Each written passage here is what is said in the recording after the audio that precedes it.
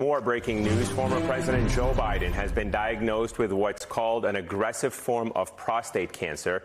Sources tell NBC News and he and his family are meeting with doctors and considering multiple treatment options, including hormone treatment for the cancer. Let's bring in NBC News White House correspondent Yamiche Alcindor and Peter Baker, chief White House correspondent for the New York Times. It's been a couple of hours since this news broke. Yamiche, I'll start with you in terms of what you're hearing. We continue to hear an outpouring of sympathy and support from all walks of, or all political corners of Washington, D.C. But what more can you tell us about the reaction that's pouring in this hour? Well, this is, of course, devastating news. And as you said, we've been hearing from a number of elected officials who know Joe Biden well, given the fact that he's had decades and decades in politics. I should first start with President Trump, who said that he and First Lady Melania Trump are sending their well wishes. I read part of his statement. He said, "I'm saddened."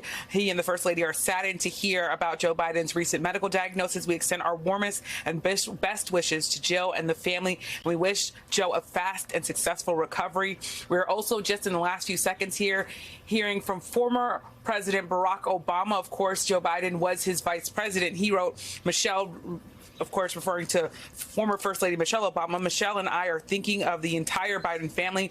No one has done more to find breakthrough treatments for cancer in all of its forms than Joe, and I am certain he will fight this challenge with his trademark resolve and grace. We pray for fast and full recovery." And I want to pause there to say, when he's talking about all that he's done, former President Biden, to talk about cancer and to fight cancer, it's because, of course, he dealt with tragedy in his own life. Not only did he lose, sadly, his first wife and his daughter in a car accident, but then later in life, he lost his oldest son, Beau Biden, just at the age of 46 to brain cancer. So he has been someone who's been vocal about cancer and needing to try to find a cure for it. I also want to read to you a statement that's coming from the UK Prime Minister, because, of course, we're getting global reactions tonight. The UK Prime Minister writing, "In part, too many men are struck by this disease. We must continue to raise awareness of the danger it poses. Wishing Joe all the best for his treatment."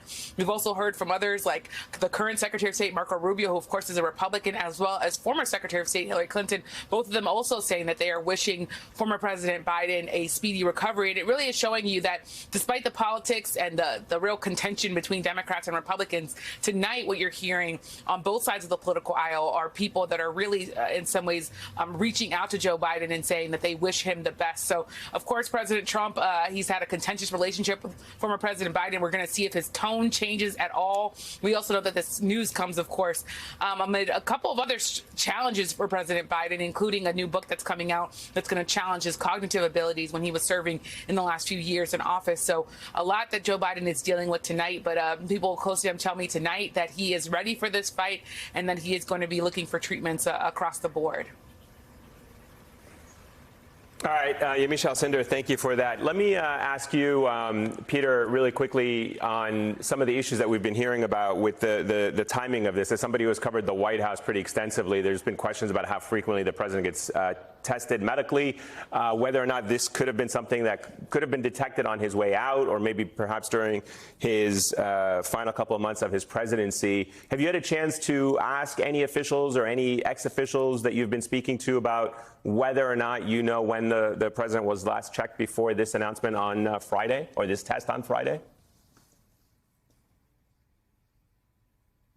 Sorry, Peter, I think you're, yeah. Sorry, I think I was muted. No worries, go ahead. There are questions being asked about that. The family and their representatives insist that he was only diagnosed on Friday. But we do know that in recent weeks, he has been, to the hospital there in Philadelphia. We don't have any history, a timeline yet of how far back any tests might have gone that might have detected this earlier. But they do insist that they did not actually have a diagnosis until Friday. There'll be, presumably more information about the timeline. How far back this goes, this has never been mentioned in his previous medical reports when he was president. The doctor who examined him didn't mention, for instance, a high PSA or any kind of indications that this would be coming on. But he's 82 years old, obviously, and it's this is the kind of risk factor as you age that comes with that. And he's overcome health issues in the past. He had aneurysms as a young man in the 1980s, and the family is insisting that he will overcome this as well. Peter, so as you have noted, Biden is no stranger to tragedy, to health crises, including many members of his family and himself dealing with cancer diagnoses in the past. It has been an important part of his agenda, the cancer moonshot. How do you think he is personally absorbing this news, this diagnosis, given the role it has played in his family's life in the past? Yeah, I mean, Joe Biden's identity, both personal and political, has been one of overcoming hardship, right? Yamiche mentioned the tragedy way back in 1970 when he first got elected to the Senate and the auto accident that killed his wife and young daughter.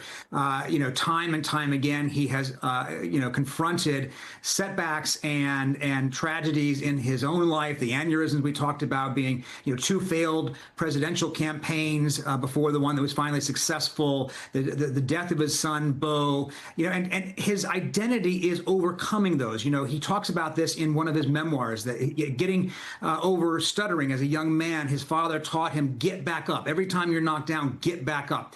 And that has been central to his attitude toward life. It may have, in fact, been one of the contributing factors in his decision to run again, even when other people thought maybe it would be a graceful time for him to retire after one term. He resisted that because he wants to believe that he can always come back from any adversity. So I think he's looking at this tonight without knowing, obviously, I haven't spoken to him. But I think you can imagine, given his history, he's looking at this adversity tonight as one more test in a lifetime of them.